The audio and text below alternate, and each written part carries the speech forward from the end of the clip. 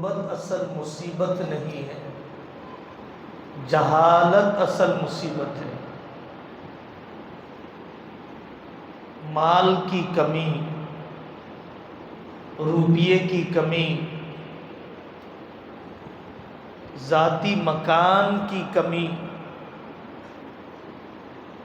یہ تو اللہ کی تقسیم ہے، یہ تو اللہ کی مرضی ہے۔ لیکن ہم نے اپنے اختیار سے اپنی جہالت کو اگر باقی رکھا، علم کو آنے نہیں دیا، ہماری نسلوں کی کوئی ترقی نہیں ہوگی۔ کیا غربت کی وجہ سے میں علم حاصل نہیں کر سکتا؟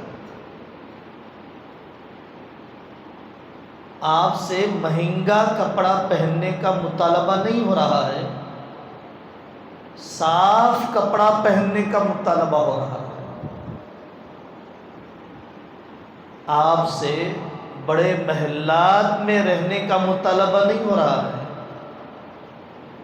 آپ سے رشتوں کے جوڑ کے ساتھ رہنے کا مطالبہ ہو رہا ہے،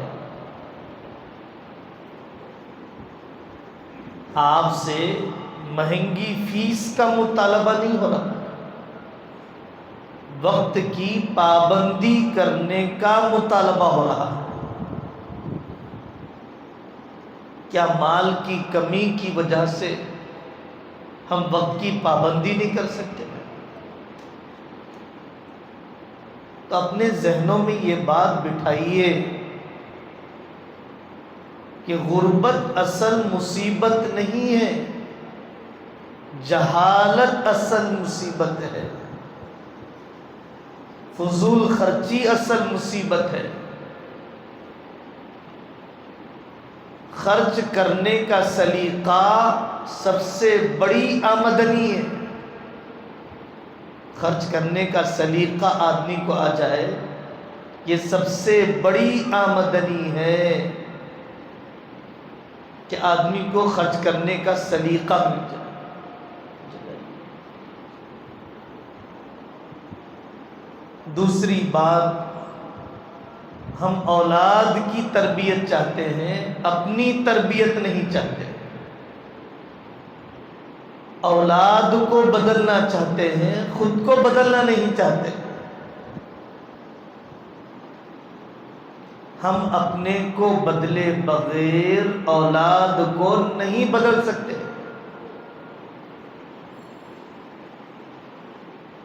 ہم نے جھگڑا کرنا گھروں میں نہیں چھوڑا، اور اولاد سے ہم مطالبہ کر رہے ہیں کہ آپ جھگڑا مت کیجیے۔ ہم نے پینے، کھانے، تھوکنے، پھونکنے کی گندی عادتوں کو نہیں چھوڑا، اور ہم اپنی اولاد سے مطالبہ کر رہے ہیں کہ آپ ایسی عادتوں کو چھوڑ دیجیے۔ ٹنکی کا پانی صاف کیے بغیر نلوں میں صاف پانی نہیں آتا ہے۔ اچھی فصل کے لیے اچھی بیج لانا پڑتا ہے، اچھی فصل کے لیے اچھی بیج لانا پڑتا ہے۔ عبد القادر جیلانی کی جیسی اولاد پیدا کرنے کے لیے عبد القادر جیلانی کے ماں باپ کی زندگی اپنانا پڑتا ہے۔ عبداللہ بن مبارک پیدا کرنے کے لیے عبداللہ بن مبارک کے ماں باپ کی زندگی اپنانا پڑتا ہے۔ خواجہ معین الدین اجمیری پیدا کرنے کے لیے خواجہ معین الدین اجمیری کے والدین کی زندگی کو اپنانا پڑتا ہے۔ یہ دوسری بات ہے کہ اولاد کو اگر بدلنا ہے تو ہمیں اپنے آپ کو بدلنا ہے۔ ایک اسکول کا واقعہ ہے، کتابوں کا نہیں، ریئل حقیقتاً ہمارے سامنے پیش آئے۔ ٹولی چوکی میں ایک اسکول ہے، بیان کرتے ہوئے کہا گیا کہ لڑائی کرنا بہت بڑا گناہ ہے، برکت ختم ہو جاتی ہے، دعا کی قبولیت رک جاتی ہے، اللہ کے یہاں سب سے بڑا گرا ہوا انسان وہ ہے جو جھگڑالو ہو۔ ابغض الرجال الی اللہ الالد الخصم۔ بچہ بیٹھا ہوا سب کچھ سن رہا تھا، اس نے بیان کے بعد پوچھا یہ لڑائی کرنا جو گناہ ہے یہ صرف بچوں کے لیے ہے یا ماں باپ کے لیے بھی ہے؟ حضرت شاہ جمال الرحمان صاحب کے پاس اس بچے کو دعا پڑھانے کے لیے لایا گیا تو اس بچے نے یہ سوال کیا کہ جھگڑا کرنا گناہ صرف بچوں کے لیے ہے یا ماں باپ کے لیے بھی ہے؟ تو کہا گیا بیٹا سب کے لیے ہے۔ کہا کہ روزانہ میرے گھر میں صبح جھگڑے سے ہوتی ہے اور رات جھگڑے سے ہوتی ہے، لقمہ اترتا نہیں ہے جھگڑے بغیر، اور ماں باپ میں سے کوئی چپ رہنے والا نہیں، کوئی ہار ماننے والا نہیں۔ تو میرے بزرگوں، یہ دوسری بات ہے کہ اولاد کو بدلنے کے لیے حقیقت میں پہلے خود کو بدلنا پڑتا ہے۔ تیسری بات، بچے نیک بن رہے ہیں، بچے علم کے میدان میں آگے بڑھ رہے ہیں، بچیاں عالمہ بن رہی ہیں، پردے والی ہو رہی ہیں، ذکر نماز والی ہو رہی ہے، رسوم اور بدعات کو چھوڑنے والی بن رہی ہے، تو ایسی اولاد کی قدر کرنا چاہیے، نہ یہ کہ اولاد کو اپنی طرح بگڑنے کے لیے ہم کہیں۔ بیٹا ڈاکٹر بنتا ہے تو باپ بھی اپنی بیماری بیٹے کو بتا کر علاج کراتا ہے، بیٹی جب عالمہ بن جائے، بیٹا جب عالم بن جائے، حافظ بن جائے، علم والا بن جائے، تو ہمیں اپنے بچوں کے علم کے مطابق چلنا چاہیے، ان کو اپنی جہالت کے مطابق ڈھالنا نہیں چاہیے۔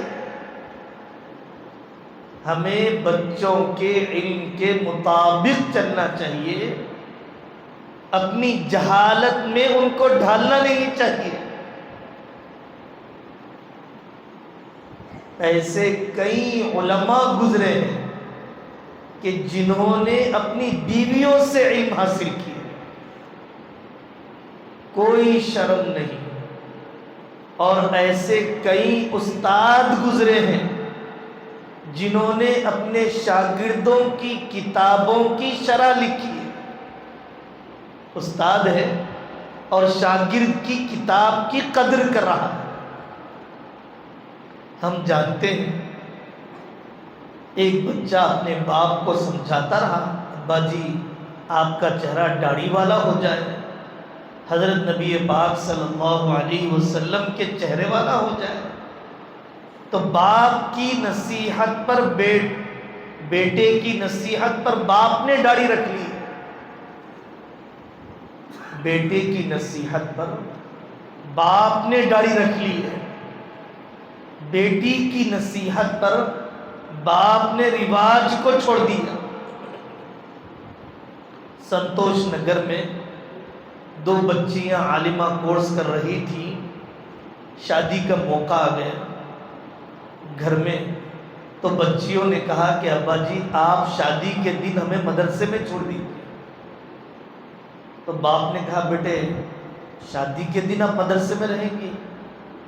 تو بچیوں نے کہا کہ ابا ہم نے جو پڑھا ہے آپ اس کے مطابق شادی نہیں کر رہے ہیں، اس لیے ہم سے تو دیکھا نہیں جائے گا۔ ہم سے ڈی جے نہیں دیکھا جائے گا، میوزک نہیں سنی جائے گی، دو ٹکڑوں کے لیے نامحرم مردوں کے سامنے بے پردگی ہم سے نہیں ہو پائے گی۔ اس لیے آپ ہمیں اپنے علم کے احترام کے ساتھ مدرسے میں چھوڑ دیجیے اور آپ اپنے رسم و رواج کے مطابق پوری شادی کر لیجیے۔ ہم آپ سے نہیں کہہ رہے ہیں کہ آپ رسم چھوڑ دیں، ہم آپ سے نہیں کہہ رہے ہیں کہ رواج چھوڑ دیں، ہم آپ سے کہہ رہے ہیں کہ ہمیں مدرسے میں چھوڑ دیں۔ بچیوں نے دعا، حکمت، ہمت سے سمجھایا، باپ رونے لگ گئے، میری بچیوں تمہارے بغیر میری گھر کی کوئی خوشی ہی کیا ہے۔ آ کر اپنے علاقے کے عالم سے کہنے لگا کہ حضرت میری بیٹیوں کے مشورے سے میں نے سارے رواج چھوڑ دیے ہیں، اب آپ ہی آ کر میری بیٹی کا نکاح پڑھائیں۔ کیسے دل سے دعا نکلی ہے، کیسے دل سے دعا نکلی ہے۔ ایسے دسیوں لوگ آتے رہتے ہیں، بیٹے کے کہنے پر پورا گھر بدل دیا، جائیداد کی تقسیم، کاروبار کا انداز، یہ بول ختم کر دیجئے۔ مجھے پیدا ہو کے مجھے سکھاتا، میرے سامنے ہگنا مودنا سیکھ کے مجھے بتاتی، کیا مطلب ہے؟ ہم علم پر عمل نہ کریں، ہم جاہل ہی رہیں، ہم چبوتروں پر ہی رہیں، ہم اپنے باپ دادا کی طرح جو ان پڑھ پن کی زندگی گزارے تھے اسی پر رہیں۔ آپ کیا اپنی اولاد کی، خاندان کی، نسل کی ترقی نہیں چاہتے ہیں؟ کیوں آپ مدد نہیں کرتے؟ کیوں آپ علم والوں کے مطابق اپنے کو نہیں ڈالنا چاہتے؟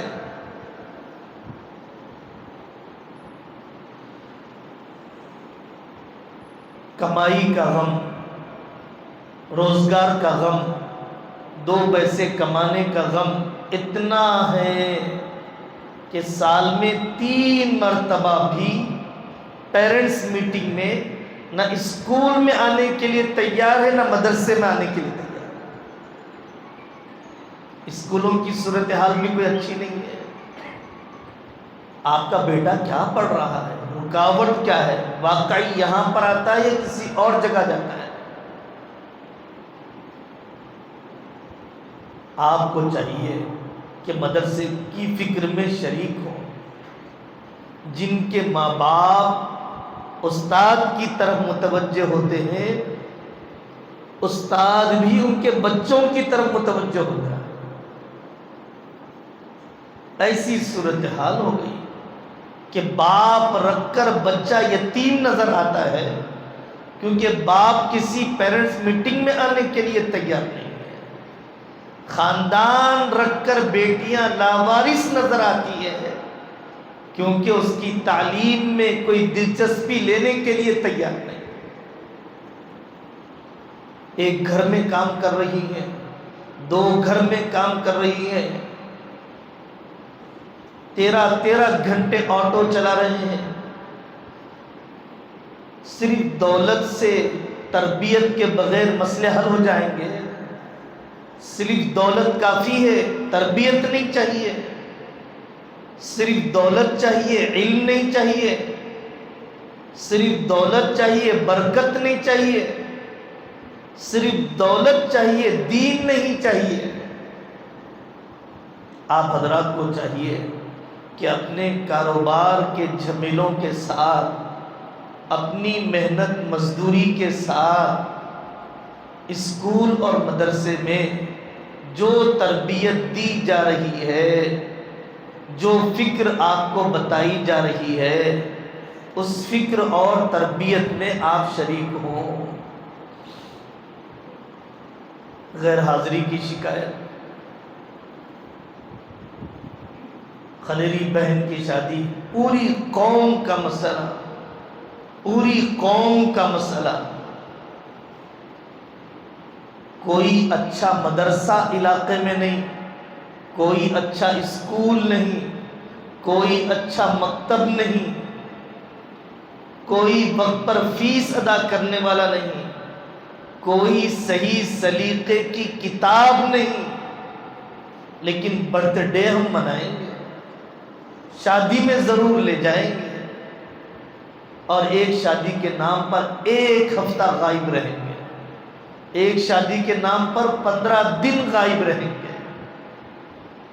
یہ دعوتیں عداوتیں ہیں، یہ دعوت نہیں، یہ عداوت اور دشمنی ہے۔ نمازیں کہاں ہوتی ہیں، پردہ کہاں ہوتا ہے، سفر کی تھکاوٹ کیسی ہوتی ہے، مسالے کے کھانے بیمار کر دیتے ہیں، آنے کے بعد جی نہیں لگتا ہے پڑھنے میں، فیشن پرستی آ جاتی ہے، کپڑوں کے پہننے میں ایک دوسرے سے مقابلے ہوتے ہیں، ناشکری کا مزاج آ جاتا ہے، فلانی اتنے تولے پہن کر آئی تھی، آپ نے مجھے کیا دلایا۔ شادیوں کے لیے 1 ہفتہ غائب ہو سکتے ہیں، سال میں 3 مرتبہ 3 گھنٹے دینے کے لیے ہمارے پاس وقت نہیں ہے۔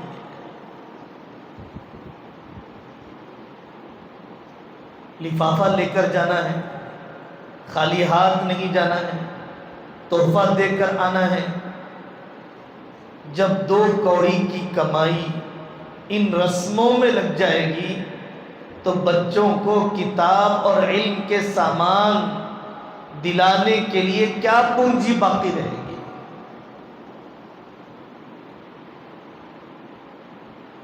غیر حاضری کو قابو میں لائیے۔ علاج کا مسئلہ ہے، طبیعت خراب ہے، ہماری بیٹیاں جو یہاں پر پڑھ رہی ہیں، جب پوچھا جائے طبیعت خراب ہے، کہاں علاج ہو رہا ہے، کیا علاج ہو رہا ہے؟ آپ آج دعا کے بعد مل کر بتائیے۔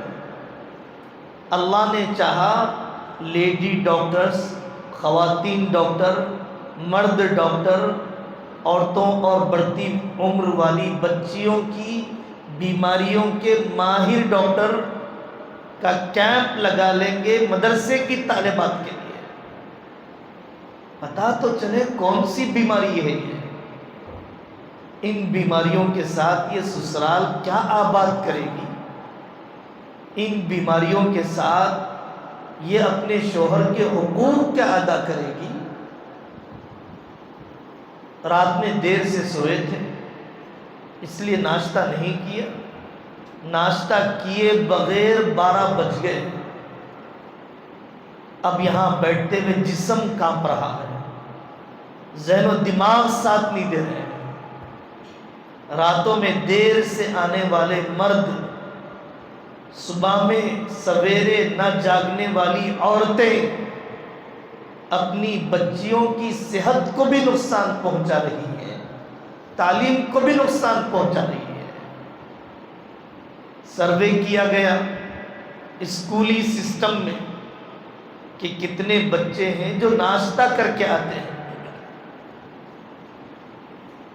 LKG سے لے کر PG تک لڑکے اور لڑکیوں سے جب پوچھا گیا تو سوائے نوڈلز کے، سوائے میگی کے، سوائے بریڈ اور جیم کے، جس بچے اور بچی نے 16 سال سلیقے سے ناشتہ نہ کیا ہو، اب سوائے دواخانوں کے حوالے ہونے کے اور کچھ نہیں ہے، سوائے کمزوری کے جڑ پکڑ لینے کے اور کچھ نہیں ہے۔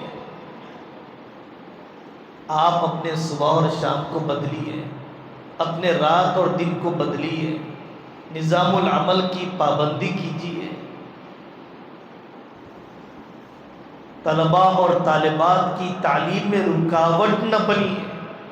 5 سال کے نظام کو 3 سال میں بدلا گیا، 3 سال بھی مکمل پڑھنے والی بچیاں بہت کم ہیں، اور وہ 3 سال بھی ہماری بیٹیاں نہیں پڑھیں گی تو آخر ان کے اندر علمی پختگی کیسے آئے گی؟ رمضان میں سوچا گیا ابھی شعبان سے ہی انشاءاللہ ٹیلرنگ سینٹر کا بھی نظام شروع ہوگا، مہندی ڈیزائن کا بھی کورس شروع ہوگا، اور بھی بہت سارے وہ کورس جو بہنیں، بیٹیاں، مائیں، چاہے جو پڑھ رہی ہیں، جو داخل مدرسہ ہیں، جو داخل مدرسہ نہیں ہیں، ان سب کے لیے یہ معاشی خود مکتفی، گھر میں رہ کر فارغ اوقات میں 2 پیسے حاصل کر لینے کے جائز ہنر سکھائے جائیں گے۔ پابندی کے ساتھ شریک ہوں۔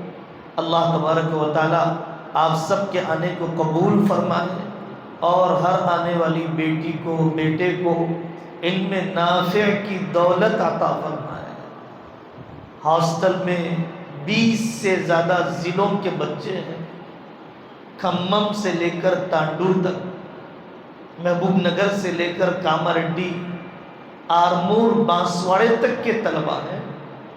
2 مہینے ہو گئے گھروں کو نہیں گئے، 3 مہینے ہو گئے گھروں کو نہیں گئے۔ کیا ان کی ماؤں کے جسم میں دل نہیں ہے؟ کیا ان کا باپ ان سے ملاقات کے لیے تڑپتا نہیں ہوگا؟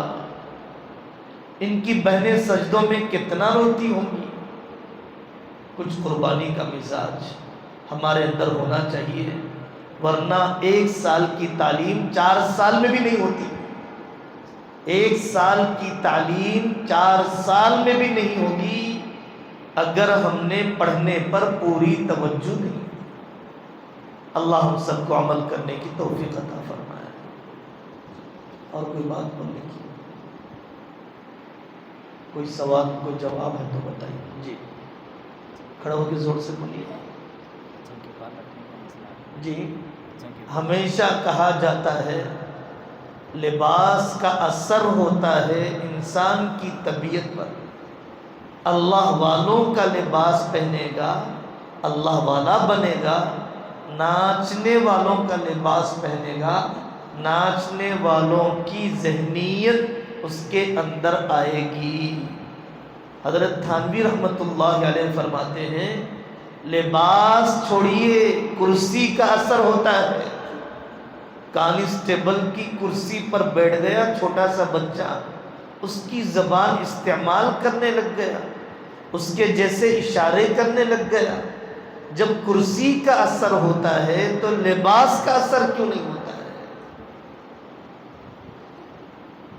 بچپن سے اللہ کے ولیوں کا لباس، اللہ کے نیک بندوں کا لباس، حیا والی ماؤں کا لباس اپنی بیٹیوں کو پہنانے کی، دلانے کی فکر کرنا چاہیے۔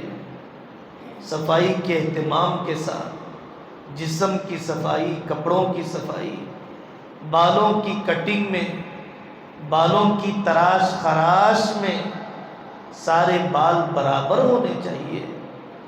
جس کی محبت ہوتی ہے آدمی اس کی نقالی کرتا ہے، جس کی عظمت ہوتی ہے آدمی اس کی نقالی کرتا ہے۔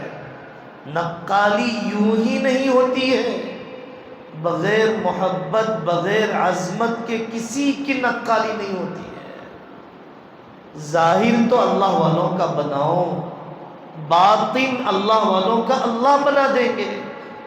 اوپر دکھنے میں تو ولیوں کے طرح بن جاؤ، جو ہمارے اختیار میں ہے، جو اندر اور باطن اور دل ہے اللہ انہیں اپنے ولیوں کی طرح بنا دے گا، وہ ان کی قدرت سے ہو جائے گا۔ اپنے ظاہر کو تو بدلیے۔ مدرسے میں کرتا پائجامہ پہنا ہے اور پھر گھر پر لے جانے کے بعد وہی اوباش لوگوں کے کپڑے پہنا ہے، جسم فروش لوگوں کے کپڑے پہنا ہے، تو پھر 6 گھنٹے کی زندگی کا اثر پڑے گا یا پھر 16 گھنٹے کی زندگی کا اثر پڑے گا؟ 18 گھنٹے کی زندگی جو گھر پر دکھائی جا رہی ہے اس کا اثر پڑے گا یا 6 گھنٹے کی زندگی کا اثر پڑے گا؟ اس لیے بالوں کی تراش خراش اور اپنے پہناوے میں بھی صحیح تبدیلی لانے کی فکر کیجیے۔ جی گھر میں مدرسے میں اس لیے مت ڈالیے کہ اسکول کی گرفت سے ہم بچ جائیں گے. اسکول والوں کی یہاں پکڑ دکڑ بہت ہوتی ہے. مدرسے میں ڈال دیجئے پڑے ہوئے رہے گا, کم سے کم ہماری جان چھوٹ جائے گی. گھر کی شرارتوں سے ہماری جان کو سکون مل جائے گا. اگر آپ نے اس ارادے سے مدرسے میں ڈالا ہے تو کہیں ڈوڈی وغیرہ دیکھ لیجئے, بھینسوں کی, بیلوں کی, گائے کی, بکریوں کی, وہاں لے جا کر اپنی اولاد کو باندھ دیجیے تاکہ آپ کی جان کو سکون پہنچ جائے اور آپ کے گھر میں راحت رہ جائے. نہیں, ہم پڑھنے کے لیے بھیجے ہیں, پلنے کے لیے نہیں بھیجے ہیں, پڑھنے کے لیے بھیجے ہیں, علم اور عقل کی ترقی کے لیے بھیجے ہیں. تو پھر آپ کو چاہیے کہ جس سلیقے سے بھیجا جانا چاہیے, جس پابندی کے ساتھ بھیجا جانا چاہیے, جس انداز میں ذہن بنا کر بھیجا جانا چاہیے, اسی انداز میں ذہن بنا کر طالب علم کو یہاں پر روانہ کیا جائے.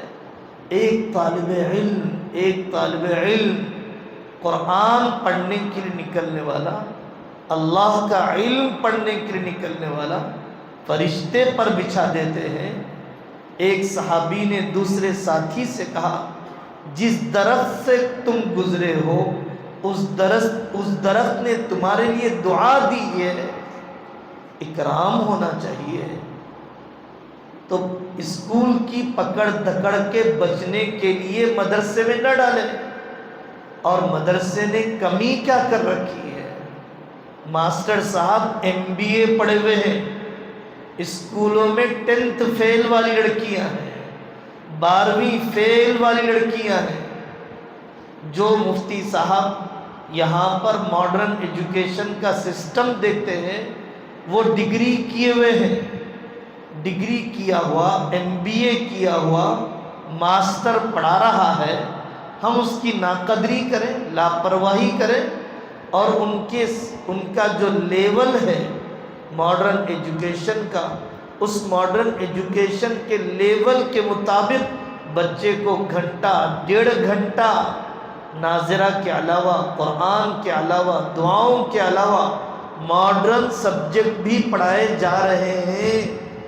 ہوم ورک کبھی لے کر تو بیٹھیے, کلاس ورک کبھی تو ٹٹول کے دیکھیے, کبھی قدردانی کر کے استاد کی ہمت افزائی تو کیجیے. اگر آپ مدد کریں گے, مدد کا مطلب ہوم ورک کروانے میں, کتابوں کو سلیقے سے محفوظ رکھنے میں, سبجیکٹ پر محنت کرنے کے سلسلے میں استاد کی دلچسپی بڑھے گی. اگر آپ نظر انداز کرتے رہیں گے استاد کی دلچسپی بھی ختم ہوتی جائے گی, دل ہٹتا جائے گا اس بچے سے جس کے ماں باپ کا دل بھی تعلیم سے ہٹا ہوا ہے. ہوم ورک کروا کر پابندی سے بھیجنے کی کوشش کرنا.